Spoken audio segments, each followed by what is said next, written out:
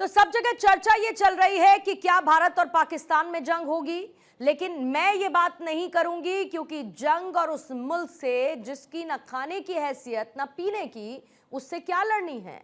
हम कोई पुराने वाले भारत थोड़ी हैं जो कि पाकिस्तान से जंग लड़ने में अपना समय गंवाएं। ये नया भारत है।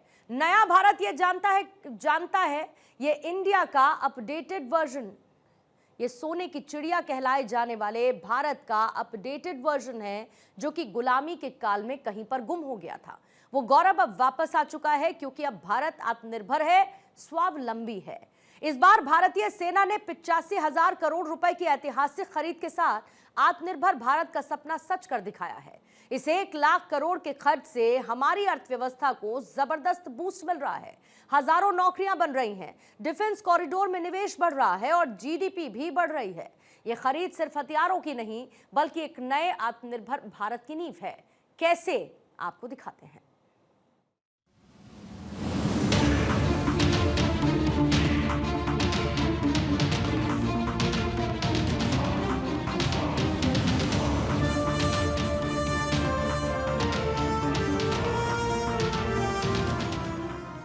Make in India, fight for India.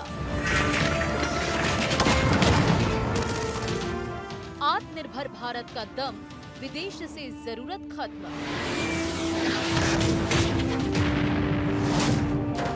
स्वदेशी हथियारों के साथ भारत की नई उड़ान।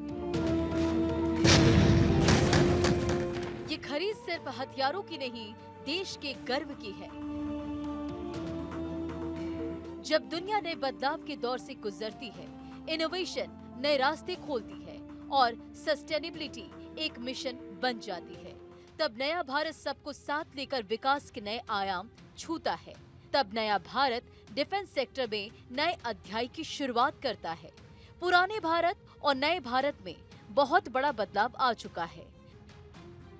पुराना भारत हथियारों के लिए दूसरे देशों पर निर्भर रहता था। नया भारत खुद के हथियार बनाने पर विश्वास रखता है। पुराना भारत युद्ध से परहेज करता था। नया भारत युद्ध और बुद्ध दोनों में विश्वास रखता है।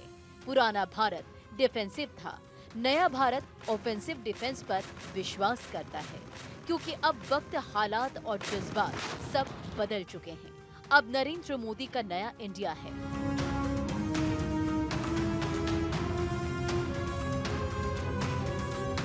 जहां दुश्मन को मौका नहीं दिया जाता, ठोका जाता।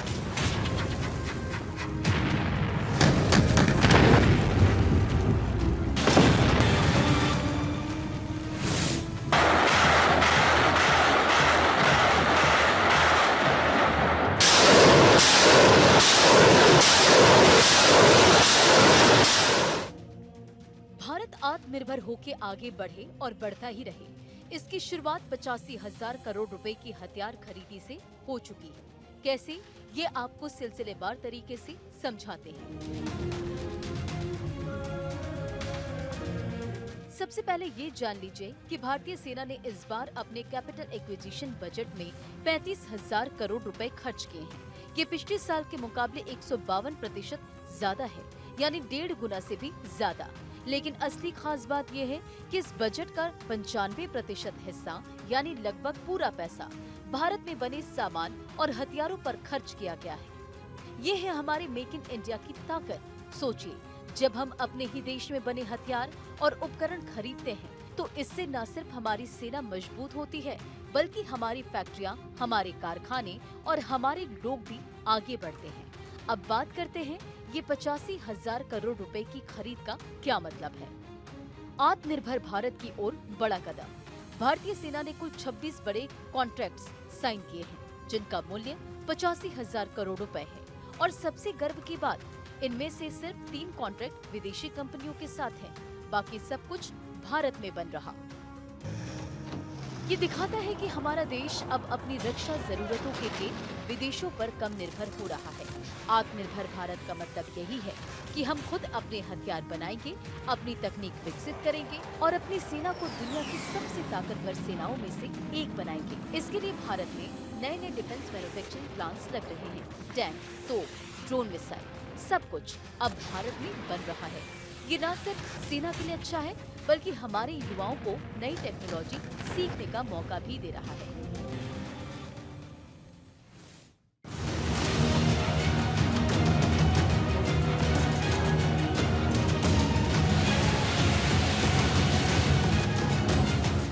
अब आते हैं इस खरीद के सबसे बड़े फायदे पर।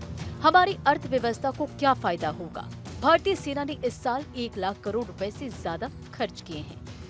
ये पैसा सिर्फ हथियार खरीदने में नहीं गया, बल्कि ये हमारी अर्थव्यवस्था को एक बड़ा बूस्ट दे रहा है। कैसे? चलिए समझते हैं। अर्थव्यवस्था को मिल रही नई ताकत। जब सेना भारत में बनी सामान खरीदती है तो इससे हमारे कारखानों को ऑर्डर मिलते हैं। कारखानों को ऑर्डर मिलते हैं तो उन्हें और लोगों को नौकरी पर रखना पड़ता है, यानी हजारों नई नौकरियां पैदा हो रही हैं।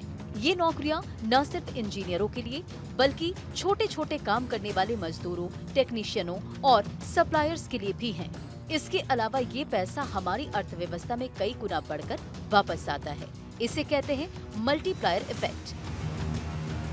मतलब जब सेना 1 लाख करोड़ खर्च करती है तो वो पैसा कारखानों, कर्मचारियों और बाजारों में घूमता है और हमारी जीडीपी को बढ़ाता है। यानी देश की कमाई बढ़ रही है और हमारा देश और अमीर हो रहा है। इसके अलावा भारत में अब डिफेंस कॉरिडोर बन रहे हैं।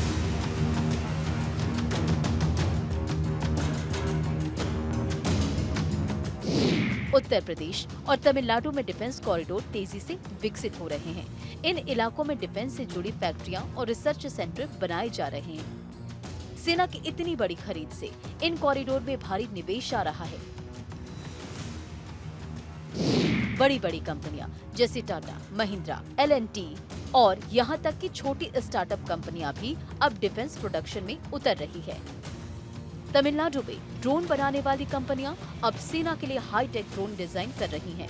ये ड्रोन न सिर्फ जंग में काम आएंगे बल्कि आपदा प्रबंधन जैसे बाढ़ या भूकंप में भी मदद करेंगे।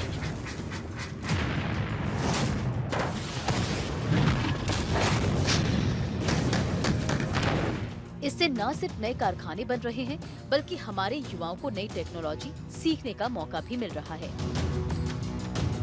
और सबसे बड़ी बात, हम अब अपनी तकनीक को दूसरे देशों में भी बेच सकते हैं। यानी भारत अब सिर्फ खरीदने वाला नहीं बल्कि बेचने वाला भी बनेगा।